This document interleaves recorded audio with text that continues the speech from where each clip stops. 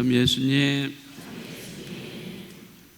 네, 오늘은 지극히 거룩하신 그리스도의 성체 성혈 대축일입니다. 오늘 이 대축일을 맞이해서 저희 본당에서는 우리 천령 성체가 있는 날이기도 합니다.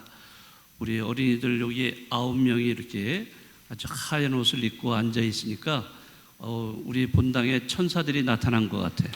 네, 아주 예쁜 모습으로 이렇게 앉아 있는데 천진난만하기도 하고, 네, 우리 어린이들 천년성체 받으니까 오늘 기분이 좋아요, 안 좋아요? 그렇죠? 네, 그래요. 부모님들도 와 계시고, 그래서 저희 본당에 아주 큰 축제 같은 그런 분위기가 되겠습니다. 그래요. 이따가 이제 강론 끝나면은 천년성체 우리 예식을 거행하도록 이렇게 하겠습니다. 오늘은 성체 성혈 대축일인데요. 하느님, 그분께서는 당신의 사랑을 이 그리스도의 성체와 성혈 안에 상징적으로 이렇게 우리에게 보여주십니다. 하느님 아버지는 우리 인간에 대한 극진한 사랑을 당신의 아드님의 십자가상의 죽음을 통해서 이렇게 내어주신 그분의 몸과 피로서 당신의 사랑을 우리에게 보여주십니다. 우리는 미사 때마다 그리스도의 몸 하면은 여러분들은 뭐라고 그러죠? 아멘으로 이렇게 응답하면서 받아 모십니다. 우리가 성체를 받아 모실 때 영원한 생명을 얻게 되는 것이고요. 또 그리스도 안에서 사랑으로 우리 모두가 하나가 되는 것입니다. 서로 하나가 되고 일치하게 되는 것은 누구나 바라는 것입니다. 자, 우리는 이렇게 성체를 받아 모시는 사람들이에요. 그게 우리 신앙인들입니다. 자, 그런데 우리 본당 공동체 안에서 이렇게 본다면은 성체를 받아 모시고 지내면서도 우리는 서로 일치하지 못한 채 서로 화를 내거나 싸우거나 비난하거나 험담하는 경우를 얼마나 많이 봅니까? 열심히 미사에 참석을 하고 또 열심히 묵주기도를 바치지만은 바로 옆에 있는 사람, 잘 아는 사람한테도 말을 할 때 막말을 해요.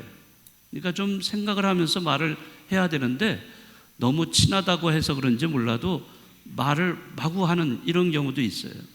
또 뿐만 아니라 어느 때는 고집을 너무 세게 부리고 자기 생각만 옳다고 주장하는 이런 경우도 있습니다.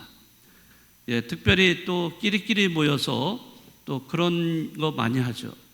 그 사람, 그 자리에 없는 사람을 뭐 하죠? 뒷담화 치죠. 네?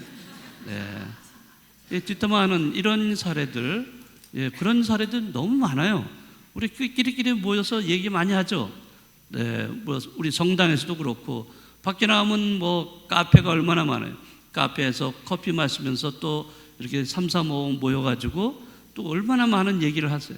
근데 그 자리에 없는 사람에 대해서 이렇게 이상하게 이렇게 험담을 하는 경우가 이렇게 많습니다. 그래서 뭐 여러분들한테 예전에도 말씀드렸지만은 저는 그 모여있는 장소에 거기에서 빠져나오지 않고 항상 오랫동안 앉아 있어요. 혹시 제가 화장실이라든지 이렇게 가면은 혹시 그 순간에 저에 대한 이야기를 할까 봐서 제가 참고 있습니다. 네, 그래요. 그 자리에 없는 사람을 이렇게 예를 들어서 험담하고 비난한다. 만약에 그 사람이 나중에 이런 사실을 알았을 때 얼마나 마음에 상처를 받겠습니까? 자, 이런 말이 있어요. 살인은 한 사람을 죽이는 것이지만은 험담은 한꺼번에 세 사람을 해친다라는 말이 있어요. 왜 그렇게 될까? 우선 누가 해침을 받냐면은 험담하는 자기 자신이 해침을 받아요. 여러분들 부메랑 아시죠? 부메랑은 던지면 자기한테 다시 돌아옵니다. 자기가 뱉은 말은 자기한테 다시 돌아오게 돼 있어요. 그러니까 남을 험담을 했던 것이 자기에게 돌아온다는 거죠. 두 번째는 그 험담의 대상, 네, 정말 그 사람이 정말 그랬는지 아닌지도 잘 모르는데도 그냥 그 사람에 대해서 험담해서 그 상처를 받는 이 사람이 있고요. 그 다음에 세 번째는 누구냐? 세 번째는 그것을 듣는 사람이에요. 그러니까 이렇게 세 사람이 해침을 당한다는 거죠.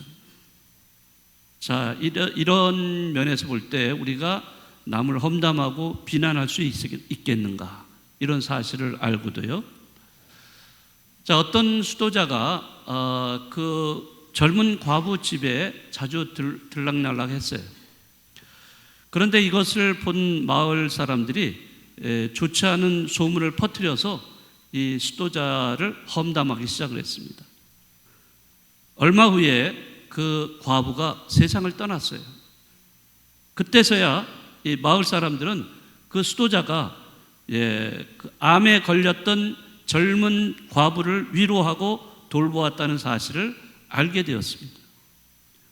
그동안 그 수사님을 가장 혹독하게 비난했던 두 여성이 어느 날 이 수사님을 찾아와 가지고 사과하고 용서를 청했던 적이 있습니다. 남의 사정 알지도 못하면서 막 비난하고 험담하는 거예요. 잘못된 거죠.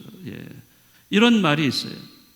남을 험담하고 비난하고 비방하는 이야기를 하는 것은 마치 깨끗이 청소해 놓은 거실 바닥에 누군가가 쓰레기통을 가져와서 거기다가 쏟아붓는 것과 같다. 이런 말이 있습니다. 네, 청소를 깨끗이 내가 잘 해놨는데 누군가 그 쓰레기통을 가져와서 거기다가 쏟아붓는다? 말이 안 되는 거죠. 어떤 사람은 그 자리에 없는 사람을 비난하고 험담을 하고 그 자리에서 한다면은 어떤 사람은 그 자리에서 그냥 나가버린다는 거예요. 왜 그러겠습니까? 자기 영혼이 더러워지지 않게 하기 위해서 그냥 나가버린다는 거예요.